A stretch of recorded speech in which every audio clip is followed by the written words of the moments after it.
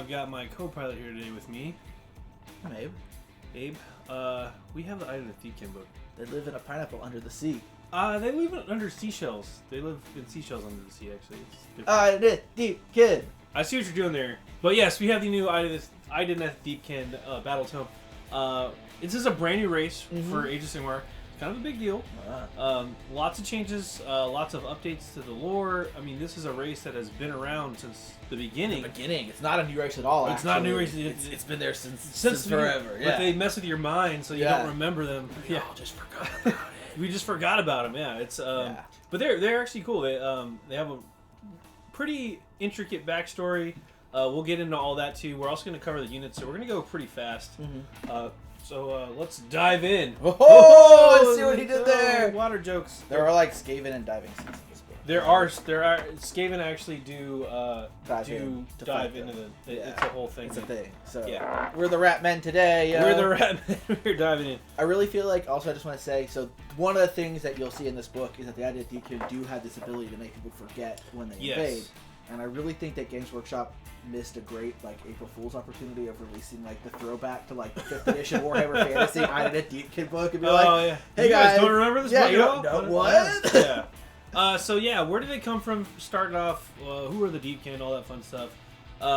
We have to go back to the old world for a minute. Right. So Bikini Bottom, right? Yeah, Bikini Bottom. Right. If you go back to the old world, so the one that was destroyed, the world that was. We're going way baback. So.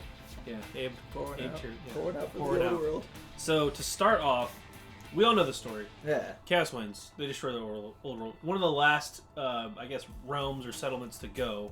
Slaanesh obviously eating all the elf souls. And they're draining the seas, right? Basically, the world's dying and the seas are getting drained, and Slaanesh he's got the scent of the elves. And he's like, I smell more elves. I thought I got them all, but I smell some new ones.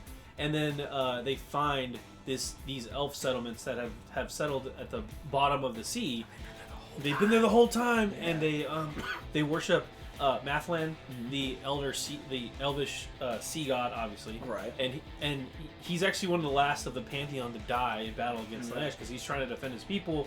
But the seas are being drained. Slaanesh is unstoppable at this point. The world's ended, and Slaanesh eats them. Yeah, just skittle gobbles them up. Just gobbles them all up. If you remember back in the day, they've kind of hinted that these guys might have been hinted at before. If you remember, the old Dark Eldar or Dark Elf, Lokir Felheart. Yeah, he had this crazy Cthulhu-y mask that he had gotten from some undersea race. There have been probably hints. Them. There have been hints and teases all throughout Warhammer Fantasy. Even going back, there's even fishmen from. Are these the fishmen? Who knows? Would have been great again. Would have been great to see him. Yeah. But anyway, fast forward to the Age of Sigmar, or actually a little bit before that. We've got the worlds reformed, the realms reformed. We all know that Teclis, Mortarion, and Tyrion, they all team up with actually Morathi. Right, we didn't know this at the time. But a lot of this is mentioned, talked about also in the Daughters of Cain book. Right. They kind of team up Voltron style. Yeah. They don't get into how they do it, but they form the tail. Basically, right? We don't know how they do it. They don't go into detail how they do it. They trap Slaanesh in the hidden golem. We know that. We know that much. The first souls to be regurgitated, I guess, out are all of these sea elves that were hidden. They're the last ones eaten. Right. So we definitely have a first in last out system. Right. If you were wondering, from a technical standpoint, how the soul siphon works out of Slaanesh. Very important. Very important. Yeah. So anyway, these huge chunk of souls comes out. Teclis is like, I call dibs, and all the others like, wait, we can do that? Oh. No. So he gets all of these sea elves, and he's like, cool, these are my people. I'm gonna remake them. Never heard of them. Never heard. I didn't know who they were. I have to imagine they were like, who are these? I was hoping I know we were cousins from twice removed. But I didn't even know these elves were in here. I was looking for the Dragon Prince of Kalador to come out or something. Does anybody else? I got the sea. Okay. I guess I'd take these random sea elves. Yeah. So he gets the first batch, and he reforms them in this new elven race in his image. And they have the full elf souls or whatever, right? But as he's teaching them and hanging out with them and doing all this stuff, long story short, he's like, there's something wrong with you guys. And honestly, I'm pretty sure it's just PTSD from being in the belly of Slaanesh. But there's a dark taint in them, and he can't figure out what's going on. and so he tries to shine the light of truth on them or whatever. They don't like this, and so they're like, no, we rebel. And basically his people have already started to factionalize, but then they leave him, and he's like, oh. So honestly, after reading the lore sections, I don't know if we're going to get like a high elf, like a light elf version. We'll see. Because Teclis's, his soul portion that he received, maybe it'll be Tyrion's soul portion. I don't know. Tyrion is the honorable one. Right? Well, yeah, and Teclis's people, like, they said, no, we're out. But he taught them all this magic stuff, so that's how they're able to populate under the sea and live under their crushing depths. Whoa. Yeah. Also, maybe it's not the sea. Like, it some of it's sea, some of it's ether sea, some of it's... Well, the ether sea is later. Right, some of it's like the deep blackness of the elemental planet, elemental planet sea or something. All that fun stuff. Who even knows? Like, it's the crazy mortal realms. Fast forward a little bit longer, the elves start having babies and babies, but then they realize that these babies don't have full souls; they have withered souls, and so 1 in 100 lives past infancy, and the ones that do live only live for like a couple of decades. So very short lifespans. How tragic! They only lived for like 80 years. Only 40 to 80 years. I don't know. Long story. Moving past that, they're just like, well, how do we do this? We go steal souls. Yep. So they go up and they start raiding, and they raid human settlements, orc settlements.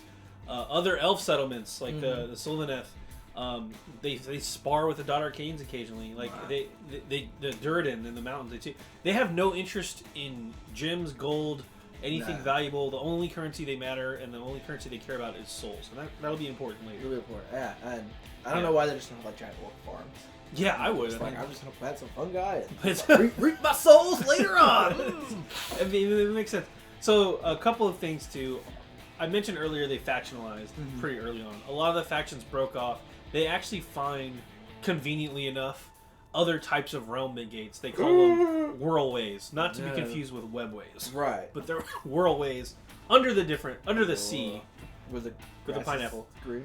No, they find these and they're stable realm gates. So they use these realm gates to travel to the other realms, but they're so buried under the sea that the landlubbers, up top, don't know about them. Conveniently enough. I just want a little mermaid themed army. like, I'm gonna have like my Idoneth Deepkin that's like, I wanna be where the Oryx are. Yeah. Where they walk. Yeah, exactly. Anyway, moving on. They find these realms. They populate out. They no longer just raid souls to maintain. They're now raiding souls to expand. Right. So they get a little greedy. If you play like Warhammer 40,000, there are some similarities I would say between these guys and like the Drukhari. In that they're like elves twisted by Slaanesh that need to steal souls and stuff to survive. Yeah, it's very much, and they're raiders. There's a lot of things. They're very factionalized. Yeah, one of the reasons they're able to go up to the surface and raid successfully for eons at this point, I don't even know how long. The reason they're able to do this is because the ether sea travels before them, and they talk about this in the book. You start to smell like the smell of the sea, even far inland. You start to smell the sea. You start to get like this mist starts to rise up. Figures and shapes starts to pop out of it, and it gets thicker and thicker and thicker. Eventually, they show up. It gets hard to breathe. Yeah, you have to like gasp for air. So and a lot of it's just illusion apparently. Like, they'll be like, "Oh, I see all these fish swimming around me." That's crazy talk. That's just illusion. Or is it? Yeah. And what happens is they raid these settlements and they basically take everybody. If they forget anybody, by the time the ether sea recedes, it messes with their memory anyway. So people have a hard time remembering what happened anyway. So even if you've been attacked and you were like cut or stabbed, you kind of come out of this daze like, what happened? Why am I bleeding? I don't know. Where's everybody at? And so it leads to this myth of like, the seas, the mist came in, the fog. And like no one knows about them. Nobody knows about them. Like even the great powers of the universe, the Chaos Gods and Sigmar and stuff, until didn't know about them for a long time. Yeah, until the Deepkin actually run into a Keeper of Secrets. Right. And the Keeper of Secrets, they kill it. Obviously, they fight him and kill him. The Keeper of Secrets goes back to the demon plane or whatever, the warp, with the secret. And then Archeon suspects this whole time. He's like, "There's something going on in the water. I don't know what it is. We'll find out." Water. One of his sorcerers calls forth this demon, and the keeper receiver's like, oh yeah, I totally was killed by these guys. Let's go get them. And they're like, okay, cool. He actually sends Skaven after him, wisely, I think, to drill, because they have those crazy like dimension drills, which that's a whole other thing. Long story. We're trying to go this quick. There's a lot to cover.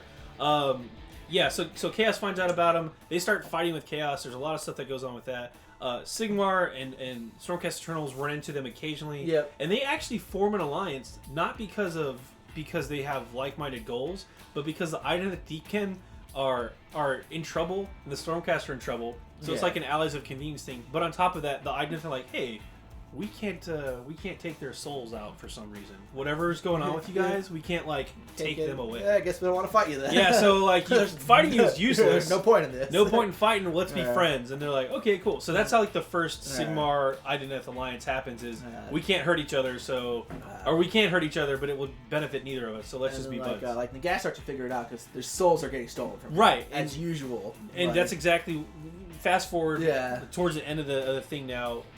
They are. He finds out about them because there's a settlement, a sea that gets drained, and I forget the name of it, but the sea is drained. There's a settlement that pops up, and they escape, and that's when the undead hear about them for the first time. Like, wait a minute, these guys are dealing in souls too. That's our currency. And so Nagash launches this whole big thing, and that's the Necroquake.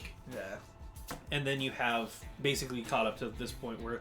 Now the Idoneth are exposed as a thing. Oh, and all those roam gates, Chaos finds out about those too, thanks to the Skaven tunneling around. So they start trying to like mess with them that way, and so they have to get help. The great powers know about them. Most of the little people, still, they're just this fake thing.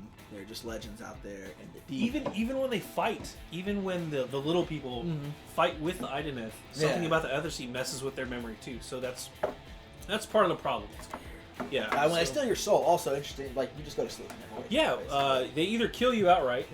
Or they just take your soul, and then you're asleep, and eventually someone shows up and it's like, why is this whole village sleeping? Yeah. What are the key guys I want to talk about real fast? There's different what are they called?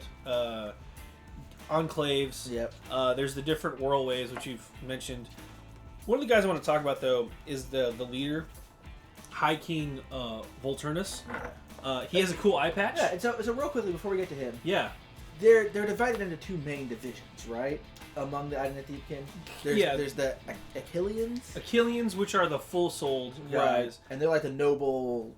Yeah, they're like there's definitely some Greek themes going on. There's some Greek themes. There's also a caste system in a lot of ways. So they're like kind of the elite high the elite. This guy is the High King Volturnus, and he's the king of them. Yeah, he's the king of all of the Achillean kings. Yeah. He's the top dog. And then he actually has an eye patch. He actually lost his eye in a fight with a Slanesh mask. The mask tricked him into trying to like meet with. He thought he was meeting with Marathi to form an alliance. They had some bad blood. He's also got some bad blood with Alariel too. You gotta like how bad is the mask that like Marathi is a more reliable person to be with? They're like, oh, I was gonna be with Marathi, and it was all gonna be on the up and up, and there'd be no betrayal or treachery. He thought it was up and up, and then he's like, surprise, I'm actually a Slanesh, and he survives obviously, but he loses his eye. Alariel's interesting too. They have a falling out with her where there's a raiding force that goes up to Sylvaneth's settlement to steal souls as they do. And they're about to win, but Alariel shows up. Alariel shows up with her forces and fights them back and actually kills their commander. And it's like the sword of like the white light sword or whatever. And so she actually takes that. It was assumed during battle, and she is immune to their magics. So she remembers. So she's got bad blood, and this king has tried to like make peace with her too, but it hasn't been working out so well. I just want to make peace. But he's an interesting character. He's obviously a long-lived a sea elf, and he rides this crazy sea. Even though he is considered the king of their kings, he is not like a tyrannical ruler. There's a council of disharmony, I guess, where they try to get together to make decisions, and even if he's like, yes, we should ally with Sigmar, they're like, no. Like he got outvoted, so there's some of that going on. So that's kind of one of the main factions. What's the other big faction? The other big kind of faction is I'm going to say their name wrong a couple of times. Nematari.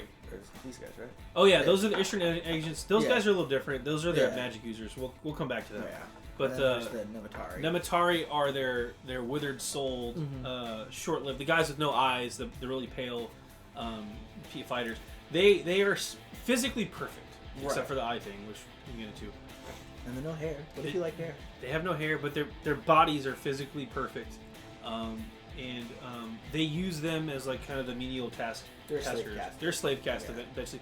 But what the idea is, like, they'll fight, they'll get souls so that they can have regular lives. They don't get upgraded, they just get to live longer. And they're all like Daredevil, right? They don't have eyes, but they have other senses that let them work just as good. So good! Yeah, they're like, I'm a blind archer. They're freaking ninjas. I have an entire race of blind archers. Cool. So yeah. That's awesome. Yeah, they also have the big beasts of burden that they ride. Yep. These beasts are not like other factions where like, hey, I raised this sea turtle since it was a baby and we're bonded. No, it's like we captured them, we cover their eyes, we put blinders on them, we use magic chains to ride them, and then they occasionally flip out. We're good guys. They're not that good. I don't good know. Guys. They're good guys like the Dark Eldar. Good guys in 40K. They're good guys like the Dogs of Cain are good guys. Yeah. So, that's. I don't know. Any other things I should touch on real fast with the lore? I feel like we covered it. That's a lot of the lore there. Like, yeah. They're Rebelled out there. against Teclis. Hiding for years. Got discovered. Trading souls. Yeah. Now everybody's mad. As far as like the rules were, welcome to war. The big important things for how they fit into like the flufflets and the rules are that they do have those distinctions between the Achelian, who are the big guys, and then the Isharan, which are their magic users, right? And then the Nematari. They get to kind of build slightly different I'm armies. saying magic users with a very souls, very overarching thing. Right? They're mystics. They're mystics. Yeah, exactly. So the big one there is Lotan, the Warden of the Soul Ledgers. Yep. He's the guy with the octoid, the octopus familiar. Who's much better fighter than he is. Yeah, actually. Yeah. He actually is such a big deal. He will work with all of the different factions, and they kind of respect him. He got the title of Warden of the Soul Ledgers. Wow. But there's Tidecasters, Soul Renders, and Soul Scryers, and those are all different magic users. Definitely. And then, as Adam mentioned, they also factionalize very early on, so they do have some faction rules. Yeah, that's all the enclaves. We're not going to go over the enclave rules because they're things like, take this unit. This unit becomes a battle line. Yeah, stuff like that. So we're not going to go over that. We're going to dive right back over to the. Go over to data sheets now, or War Scrolls. Yeah, and I think we should talk about their big rules. The big rules. I think these rules are going to make a big splash in the meta. Yeah. So yeah, they've got a couple different rules. You want to go over some of them real quickly? Yeah, where to start? Allegiance abilities. They do have their own allegiance abilities. So battle traits, command traits, artifacts, all that fun stuff. We'll touch on all that stuff real quick. The enclaves you mentioned, they have those different enclaves. The allegiance abilities. These are the kind of the what makes this army work. And no matter what you, they're pretty cool. They're pretty cool. No matter what enclave you are, these are your allegiance abilities, your battle traits. The Forgotten Nightmares. This is basically the character targeting rules from 40K, right? But it works for everyone. But it's everybody that is an Idoneth Deepkin unit. So how this works is you can only target the Idoneth Deepkin unit if it is the closest unit. Yep. The closest Idoneth Deepkin unit. Closest unit. Closest visible enemy unit. So if it's Idoneth Deepkin, you can only target that unit if it's the closest visible enemy unit. Which sounds bad, sounds rough to work around, but I was thinking about it more and more. Compared to 40K and Age of Sigmar, there's not as much shooting. There's definitely not as much shooting. It is much more close combat game. So if you do have a ranged army, that will be a problem. Yeah. But for the most part, I think that because of the prevalence of close combat, it's not going to be as detrimental to more army. Like, it's going to be harder to snipe out characters or wizards or things like that. I could see some interesting. Mixed, because you can take this. You can take this if you take allies, right? Depending on how you build your army, I'm not going to get into all that. Yeah. But these are your allegiance abilities. So if your whole army is Idoneth Deepkin, you get these. So definitely interesting. There's some cool tricks you can do with that, and the big one, which I think is kind of the much more iconic rule that they have that fits with their fluff a lot or just their thought is the Tide of Death. And this Tides of Death is your special table. And this is how the tides come in and out. And it's basically a 4-staged a table. The first one's low tide, then you have 2 is flood tide, 3 is high tide. and 4 is ebb tide. And it advances per turn. And then so every turn, the first turn is low tide, and then the second turn is. And each turn they get a new thing. Yep. There are ways. I believe there are ways to manipulate this. Obviously. There are a couple ways to manipulate them. Yeah. And if you ever, go to turn 5+, you just start the tide cycle over. Shockingly enough, that's how tides work.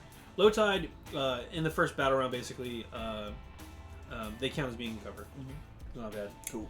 So just harder to shoot them, or harder to then you have the flood tide, which all these units are able to touch the battle trait that run can still either shoot or charge in the same turn, but not both. So if you run, you can charge. If you run, you can shoot, but you can't run, shoot, and charge. High tide is number 3 in the battle round unit with Tides of Death battle trait. Fight before any other units in the combat phase. Yeah. Fight with all eligible Idoneth Deepkin units, one after the other, and then resolve any other fights. Yeah, I feel like the third turn's gonna be. It's definitely an important one. There's a couple other abilities that you'll see later on in the book that also trigger on specific tides. Mm-hmm. I think they almost all trigger on high tide. Yeah. So there's definitely like some synergy. The third turn is when you're like, all right, let's go stab them. If you're playing against the Idoneth Deepkin, you need to keep the tide cycle in mind. Right. That's the high tide is bad times for you. Right. And then the ebb tide in this battle round, all units with this rule can retreat and can still either shoot or charge in the same turn, but not both. Right. So it's cool. They can fall back and shoot. They can fall back and then charge you to get those charge benefits as well. So and striking first along with that. And then it just repeats. Yeah.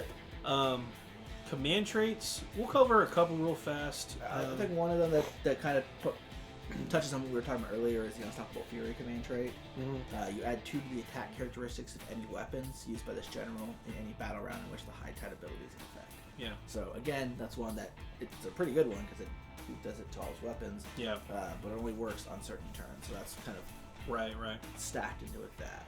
We'll cover them real fast. Actually, the Merciless Raider is reroll and reroll run rolls and charge rolls. Mm-hmm. Hunter of Souls is reroll wound rolls of 1 for the general.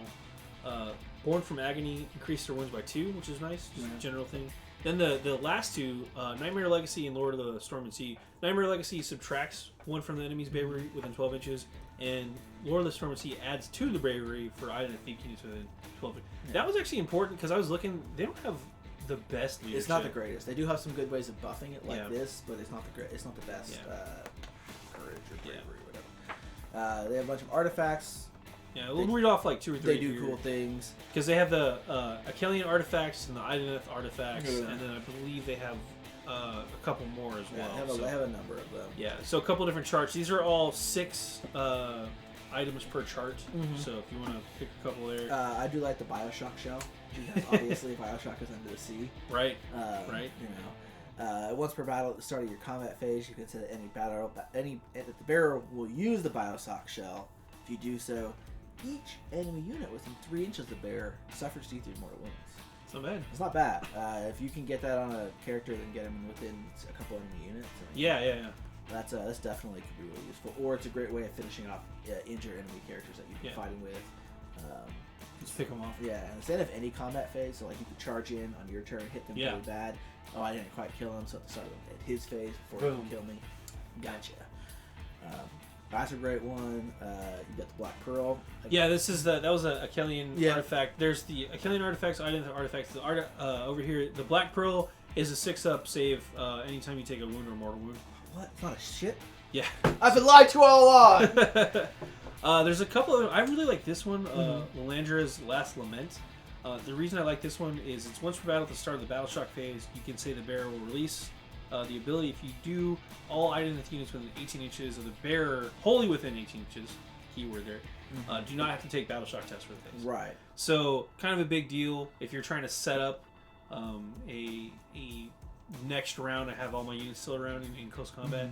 I just like that ability because it mirrors like the command ability of certain generals to be like, that unit's not running.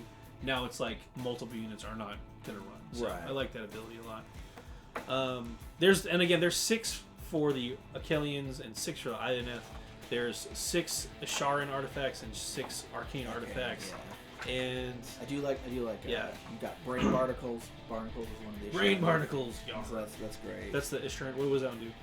So that one, once per battle, at the start of your hero phase, you can pick an enemy hero within 12 inches. Roll 2d6 if the roll is equal to or greater than the distance between the bear and the hero. The enemy hero is infected. You subtract 1 from hit rolls and casting rolls for the infected hero from the rest of the game.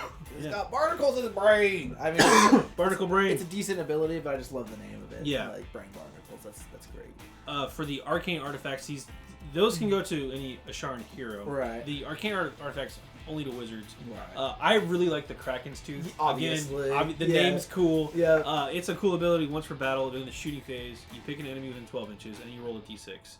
On a 1, the bearer suffers d3 mortal wounds. Because none binds the Kraken. None binds the Kraken. Backfires on you. Yeah. 2 through 5, the Kraken is released. Release the Kraken! The enemy's unit suffers d3 mortal wounds. That's not bad. No, that's great. And on a 6, a tasty morsel. Pick one enemy unit.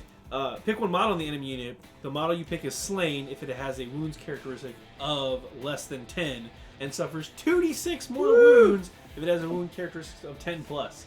So you can snipe a character with this. Yeah. You can make sure a specific model's dead. If it's a big beefy model, you can do 2d6 mortal wounds. That's pretty great. I mean, this is definitely something you want to like target a character with, just in case you roll that 6. Yeah. But no, you can release the Kraken. Release the Kraken! Like instant win. Instant win. Yeah. They also have their own lores, obviously. Lores of the Deep. 6 more spells to choose from. Obviously, these are the wizards can use. Anything. I think the Abyssal Darkness was one that was, it's kind of very fitting. Yeah, you can give everyone within friendly units as being in cover. Within 9 inches. Very fitting. Yeah. Tide of Fear. The Tide of Fear it's a 6 value. If you can pick a unit within 12 enemy unit within 12 inches of the caster that's visible to them, and until the next hero phase, you subtract 1 from their hit rolls, and subtract 1 from that unit's bravery. Which is pretty mean, because if you're already in close combat with them, it's a -1 to hit rolls, and it basically counts as an extra wound. So for the bravery checks, so you're pretty mean. Yeah, and there's a couple other ways, as we've seen with some of the arcane items, to give people a -1. Right. You could stack that and be like, oh, your big combat hero has a -2 to hit or something like that. Yeah, they have a couple ways to manipulate not only the hit rolls but also bravery. Yeah. Which, if you're going for that, it can. It's pretty good, yeah. Really mess with. On top of having their own lores, they also have their own prayers, or they're called Asharan rituals. Right. And these are, again, kind of like mini hero abilities that you can use. Yeah. Yeah. I think the best. I mean, I like the ritual Tempest myself, which is just until your next hero phase and models down fly. Yeah. By the way, how these work? These are a little different. At the start of the hero phase, you say which ritual is being used. You pick one Asharan hero for your army. Is more than 9 inches away from an enemy model. Roll 2d6. Add 1 to the roll if it's the hero performing the rituals within 1 inch of the Gloomtide Shipwreck, which is another reason to bring that. Add another further 1 to the roll if they are a priest. So you can use your regular heroes to do this, but if you use a priest hero to do it, you get a bonus. In addition, add 1 to the roll for each other friendly Asharan hero that is within 3 inches of the model performing the ritual. Or 2 of their priests. Yeah, or 2 of their priests. On a 10+, the ritual is successfully performed, and the effect has a list below, and then you pick which one you want to do. But basically, if you get your heroes kind of clumped up, and you have a priest do the ritual, you get a bunch of bonuses, and you get the hero phase. Pretty great. Pretty great. We mentioned that they bring the Ether Sea with them when they go. It kind of goes before them. The Gloomtide Shipwreck is a special scenery. Right. That is a thing that is out. It's actually out on the website if you want to read the rules specifically. I like it just as a cool terrain feature. Yeah. I think it's really cool because it's we got to mess with it, and it's. And you get 2 of them, right? For the Ether Sea. Yeah. Yeah. Well, you get two sections. Right. And the Ether Sea says after all terrain features are set up, before players choose territories, you may set up a maximum of 2 etheric vortex terrain features and 1 battlefield. And this is one of them. Right. I think it's the only one so far. Only one so far. Yeah. But it's cool. It definitely. It's kind of like the Nurgle tree. Yeah. Narwhal. It buffs units, and It buffs friendly units and it messes with enemy units. So it's not a huge buff or anything. And I do like in the box it comes in 2 pieces, so you can choose to field it as your 2 pieces or as 1 big piece. So if you only want to buy 1 box, you still get your 2 pieces. You're not losing out there. That's cool. Yeah. But you basically have 2 rules. Gives friendly units a 6-up or door wounds within range of them, or it can do some mortal wounds to enemy units that are nearby. On a 4-up. Yeah. And then as we saw, there's a couple other abilities. And a 6-up, it's D3. Right. And then as we saw, there's a couple abilities like that. That trigger from being carried. There are 1, 2, I want to say 6, 2, 1, 2, 3, 4, 5, 6. Yeah, there are 6 different enclaves to choose from. We're not going to go over the enclave rules. No. They are pretty neat, though. Again, it kind of depends how you build your army, so that's why we're not going to go over them, because you have to kind of know the units, so it's not going to make much sense until we go over the units. Oh! So, speaking of, this book also does contain all the special battle plans. Yeah, they have a couple of different Path to Glory stuff, all the kind of nifty things if you want to keep. Yeah, if you want to do a Path to Glory campaign, I really like those, by the way. Yeah. I think they're a great idea to get started. There's rules for all of that in this book as well. It also has a tactics page, which is kind of nice. Just if you don't have any idea what you're doing, read that. It'll at least give you some solid footing. And there's a good hobby and painting section. In this book, because this is a kind of a more intimidating army to get into. Yeah, I was gonna say just paint wise. First off, the models themselves are fantastic. They're beautiful models, but the paint schemes are some of them more complicated. Yeah, complicated. You gotta paint fish and stuff. You gotta paint with scales and like patterns, and this is weird. So I said complex and complicated and complex. Yeah, definitely. So anyway, they've got some tips on that. You do have your war scrolls. Yep. For battalions and stuff. Yeah.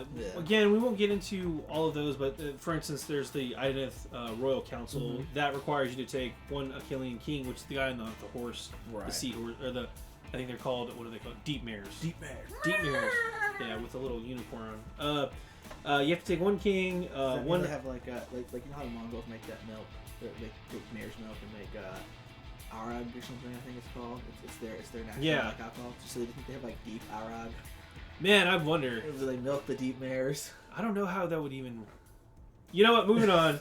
I don't know how you milk stuff underwater.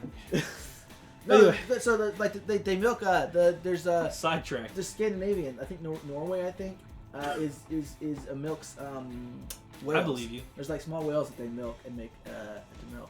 I wouldn't be surprised, honestly. Yeah. But so you can do it. If you're an undersea race, you probably know how to milk sea cucumbers or something. Anyway.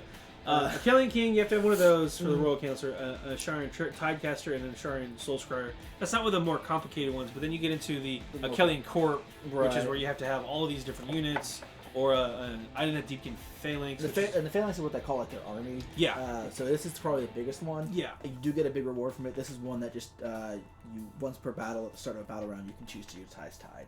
Which is pretty saucy. Right.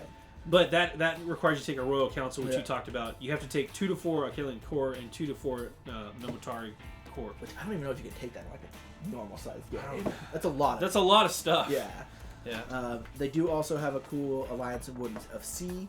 Yeah. One which is Sylvaneth and Deepkin. Yeah, they've been trying to patch that. Yeah. I mentioned it earlier. They had some bad blood, but they've been trying to work together to kind of get over it. So, and they have a cool little lore section about what all that's. Yeah. While they actually do have a story in here about the Deepkin coming up to aid the Sylvaneth, just because while they do want to steal their souls, they would rather them not fall to chaos. So understandable. Well, you know, if you have like a tree or a forest, you have to prune it, but you need to nurture it and protect it from ravages. So that you sometimes you gotta continue to harvest the fruit from it. The weak ones, you gotta. Yeah. Alright, so getting into the actual meat of the army. Yeah. The war scrolls, the proper for each fishy meat. Yeah. I kind of want seafood now. Let's get sushi. Yeah, I'm down. Alright, we're kind of now. We're back. The Eidolon of Mathland is the cool big kit. Really cool. Really, it's got the cool Sea Wave kit, which is fantastic. That's the Storm Shoal. Yeah, the Storm Shoal. That's cool. Those are the dudes. The little the eel guys are the Storm Shoal. Yeah. Anyway, he's got 2 different forms. Yep. He's got the aspect of the storm and the aspect of the sea. Storm is the melee version. Sea is the magic version. You can see their rules online, so we're not going to go over them too much. I think these are a fantastic centerpiece model. Yep. They're pretty powerful. I think they're a little bit better than I would say they're better than the Celestia Prime. But maybe not as good as, say, like a Greater Demon. But they're definitely, they're definitely a pretty big punchy model. You can take more than one of them if you wanted. In fact, they do have an ability that one of the prayers heals all of yours that you have. Yeah. So yeah, if you want to take one of the one, take one of both. They do have a couple pretty good abilities. We were talking about the bravery, so just as one to mention the aspect of the sea does add 3 to the bravery characteristic of friendly Deepkin units within 9 inches of him. Which is a big deal. Again, their bravery is not the best. Right. I saw a lot of like 6s. A lot of 6s, but I mean, you could combo that with the one that gives you +2 bravery, right? Yeah, and get an 8 at least. The point is that... Well, this and that would combo, right? You get +5. As far as I know, yeah. Exactly. Right. But they don't have the best braveries. Sure, yeah. Like, a lot of armies will be hovering around like a lot of 8s. Yep. They have 6s a lot. 6s, so. Yeah. They don't have souls. They don't have souls. I mean... that's what happens. We talked about Volturnos. Mm-hmm. He's the High King. He's got a bunch of really cool rules. And then the Achelian King, which is he's a watered down version of him. They have very similar abilities. I see what you did there. Oh, see what I did there. They have a lot of very similar abilities. Mm-hmm. Let's talk about Volturnos real fast. Yeah. He's got some pretty beefy like buffs to. So yeah, again, he adds a bravery to people within 18 inches of him. Yeah, so which is the other guys get the same thing, but it's only 12 inches. Yeah. Hit rolls, I think, is another one he gives. He does. He lets you reroll hit rolls of 1 for Achelian units within 18 inches of you. And the king only does 12 inches, which you could combo with the guy that one of the Eidolons lets you reroll wound rolls of 1. Yeah. So you can get a lot of rerolls there. Rerolls once, and for the most part, these guys are hitting on 3s and wounding on 3s too. So, yeah. But they do have a lot of attacks. Yeah. They're looking at like 11 attacks. They are. Models. Again, back to the analogy you made earlier about the Dark Eldar. These guys do feel like them in the ways of like they hit really hard, very consistently. They have enough attacks to be a threat. They don't have much armor. A lot of their units, a lot of the beefy, they do have beefy units. They have the clear up saves. Yep. But some of the mass infantry units, we're talking 6s, 5, 6s. Right. They're not super survivable. The command ability, which again, it's one of those ones we're talking about. You can use it. Volturnos has the Supreme Lord of Tides. Yeah. He can use it on the turn that it's the High Tide. Yep.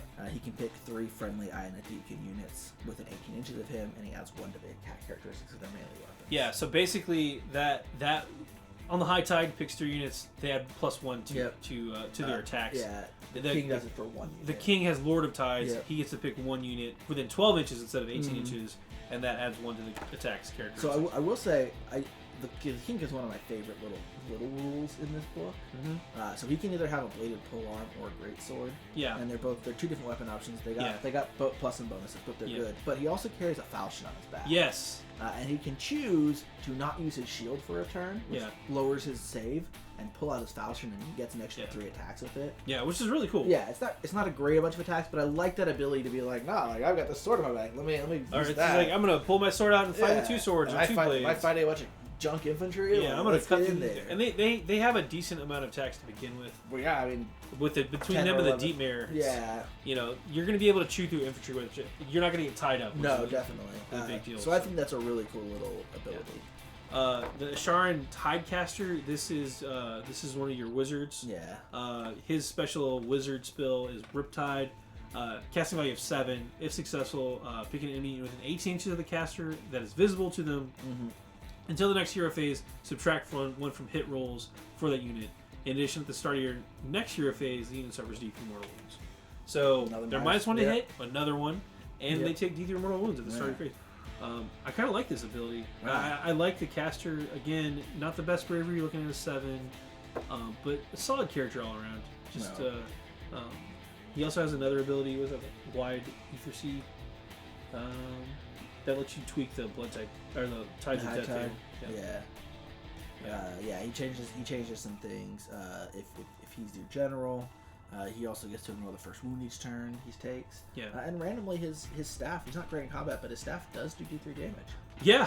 3 hit, 3 wound. Yeah. He only has 2 attacks, but D3 damage. Yeah. So you can randomly get in there and whack someone pretty hard there. Which I love is like the old wizard, right? It's like, bam! The old man of the surprise! Yeah, so cool stuff. Ishran Soulcaster. This is another hero. This is one of the priest characters, not the wizard character. Special ability there, Seeker of the Souls. Actually, have Finder of Ways and Seeker of Souls. Yeah. These are some big blocks of text, by the way. So when those rules go available online, definitely read them. The Soul Render, I think, is one that you're going to see a lot. He's another one of their heroes, but he basically he can heal the Nematari, the basic infantry units. He can heal D3 models from a unit, which is important. +1 per model that he's also killed with his Talon Hook, which only has 2 attacks. So he's probably theoretically up to 5. It's 5 souls you can get back. Yeah, and there is one of the larger battle scrolls that lets him automatically do the battalion scrolls. The battalion scrolls that lets him automatically heal 3 instead of D3 plus his number. So he's a good little bring guys back to life. Keep your infantry alive. Definitely. They're not going to come back. What's an army? They're not going to be like the old undead army or something like that. They were just going to be raising more units, but they can come back, and it's going to help out with their light saves. So he's a cool support caster character. And then you have the Kellian Oloplexes. Yeah, these are the shark-looking eels. These are the sharks. Yeah, they're big. They're the big ones. There's 2 units that everybody. I'm excited to see kits for. Well, there's eels, sharks, and Leviathan. Yeah. Leviathan is sweet. Ooh, yeah. We got to see that one already, but the Oloplexes are the big shark guys. These are cool. They have like a harpoon launcher up top, and they have a pretty decent amount of melee attacks as well. They got a ton of melee attacks. Yeah, these guys are brutal. Oh yeah. No, this unit is brutal. Yeah. So I mean, they're fast. They're move 12. They've got 8 wounds. It's 1 or more models in a unit, by the way. And then so they got the harpoon launcher on top, which can either fire harpoons or nets. Yeah. Which are fairly similar. The big difference is either you get 3 attacks that do 1 damage or 1 attack that does 3 damage. Yeah. Also, the range is a little shorter. Yeah, I tend to think you would want the 3 attacks, but whatever. I think. Yeah. To me, yeah. It's more chances, less chances of failure, I think. Yeah. Or more chances to succeed, I think, is a better way to look at it. Anyway. But then when they get into combat, combined between the guys riding it and the shark itself, you get 10 attacks. Yeah. Just a lot of attacks. And the bite... They all hit on 3s, by the way. So that's 10 attacks that all hit on 3s. The guys only wound on a 4-up because they have hooks and blades. Yeah. But the shark itself wounds on a 3-up. It's got a bite different and attacks. It's got fins. Yeah. So its bite is a 3-up with a 2 rend and does 3 damage. Pretty mean. That's a good hit. And then the rest of its fins are wound on 3s and have a rend of 1. So I mean that thing's gonna be able to shoot you, get in there, and do some damage. It could also, if you start your charge phase within 12 inches of any enemy models that haven't already allocated wounds this turn, so like if you've gone up and shot them. If you've already wounded them. You can reroll charge rolls for this unit. Yeah. So the blood in the water rules, what I call it. But it's called Bloodthirsty Predators. So. Yeah, and I think... crazy... You are crazy. Yeah, so I think like if you used if it's like the High Tide, and you could use like Voltarnus' High King of the Tides to give you like an extra bite attack and stuff like that, because it has +1 to all your melee attacks. Weapon attacks. Yeah. Which is pretty good. 2 bites. Yeah. 2 bites. Chomp chomp. To get to the center of it. 3 bites. Lotan. Out of your shark. Lotan, we've seen his rules already. Pretty good stuff. He has a 5+ ignore wounds. Right. And he also helps the Nematari units that are with Holy Event 12. They get an extra reroll ones. Yeah. And then he also adds bravery. So there's a lot of bravery buffing this army. So they need it though. It seems very low, but I think they have enough to make up for it. I think so too. I think you just have to remember them. Yeah, that's definitely. the big thing. Is it's going to take more synergizing. And then again, I do love on this guy. So he himself fights with his bone claw. Yeah. Was just one really bad attack. But then his his octopus, does appropriately get 8 extra attacks. It's got a cudgel, a blade, and then the other 6 tentacles. Which is kind of fun. Yeah, and they're not like great attacks. It's just a thought. But no, the model still gets 9 attacks. Yeah, one dude, 9 attacks, not too bad. Not too bad.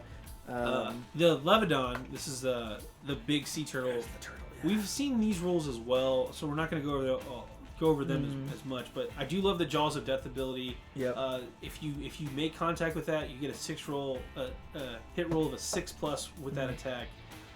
Crushing Jaws inflicts 6 mortal wounds instead of the normal damage. It's normally D6 damage. 6 mortal wounds though, just chomp, and then Void Drum too.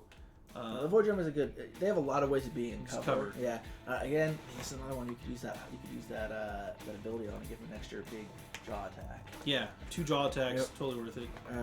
Then you've got the 2 guys who are riding the.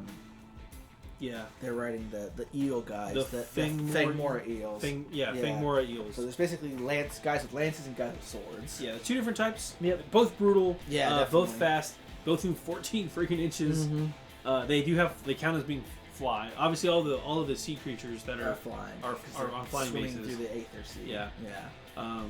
Pretty good stuff. They get bonuses. The Morsar Guard, which are the Lance version, I believe. They have the Volt Spear. Yep. They get bonus on the charge. Yeah.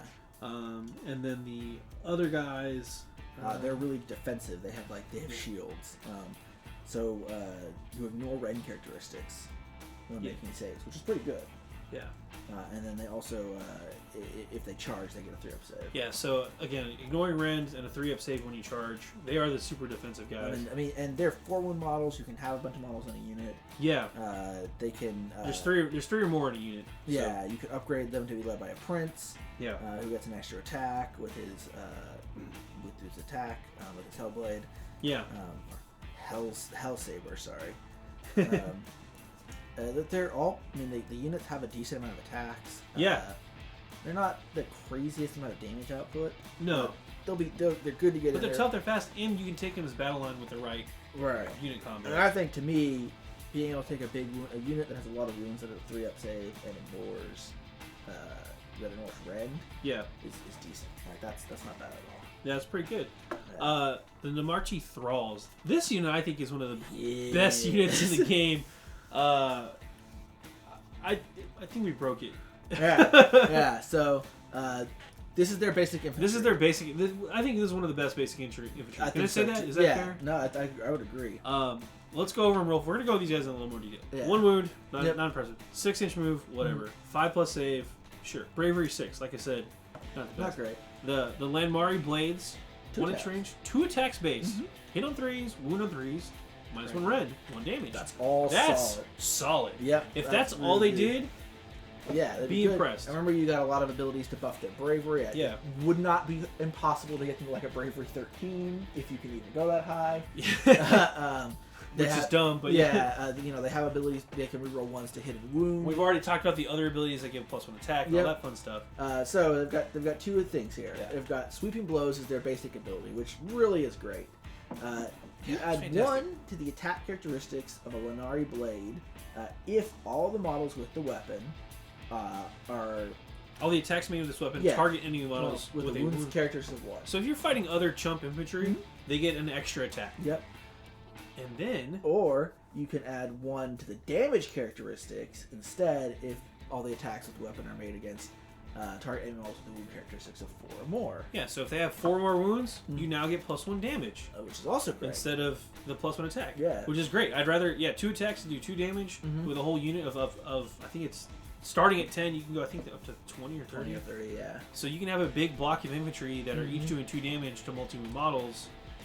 That's pretty good. With the -1 rend. Yeah. And then again, remember you've got that ability to get them all an extra attack on a high tide. Yep, high tide attack. So this could be getting them to 4 attacks each or 3 attacks that do 2 damage.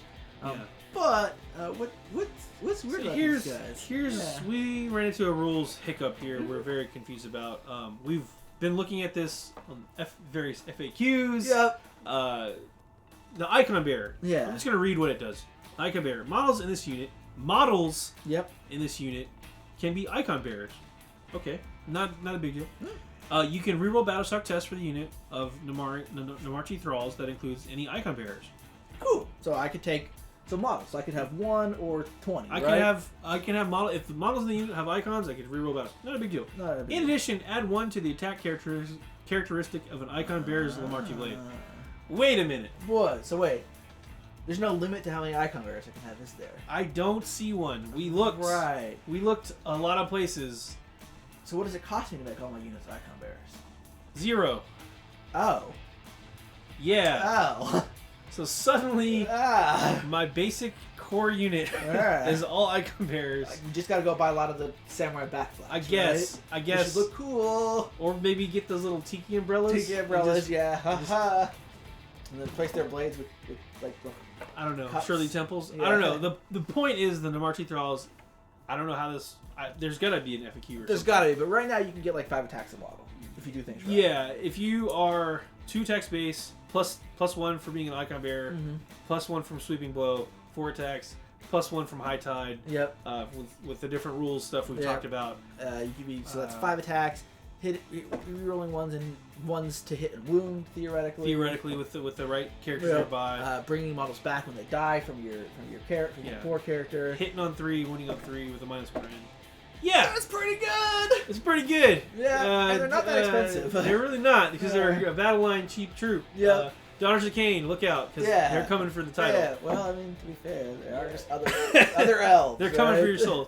Moving on, we've got the Marche Reavers. These are the bow dudes, the bow guys, or bow people, bow elves. Yes. They also have the icon bearer thing, which adds 1 to their attack for their keening blade. Yep. It's not as good, but they move 8. Yep. They have whisper bows that can do either aim fire or storm fire. So depending on the range and how you want to basically they get 1 attack or 3 attacks. Yeah. Reroll hit run, reroll run rolls for the unit, so they can do that, and then they can run and charge on the second turn. in a lot of turns, or shoot and charge, run and shoot, which is a big deal. Fluid firing style as well. Before attacking with the whisper bow, choose either which one and use that. So, and they still have 2 attacks. Their weapons aren't as good as the Lamari blades, but they still have 2 attacks. And then the icon bearer is just again, you can get them up to 4 attacks, so they can be shooting, and then if you charge me in combat, well, I'm still just gonna stab you a bunch. Yep. Points wise too, again, the thralls are 10 to 30. 10 to 30, and then of course if you take max size units, you do get the little bonus from them. But overall, I really think this is a solid new entrance, new army entering the arena of Age of Sigmar. So, pretty good stuff. It's not a cheap army, like point wise. No, like their points are pretty high. I think. We were looking at it. We were looking at I could take like these 5 characters on a Viazon and we're like, oh, that's like 1,500 points. Like that's like an army right there. That's So they're not. I wouldn't say they're a horde army. I don't think they're a horde army. Yeah, even if you did the Namarchi Thralls and you took a lot of Thralls. Yeah, I mean you could take a ton of Thralls, but the Thralls 30 Thralls is like 360. Yeah, 30 Thralls is 360 or 140 for 10. And so all the big stuff, most of the big characters or big monsters are like 300 to 400 points each. Yeah. We'll see if they tweak that, but I don't think they're supposed to be a horde army. No.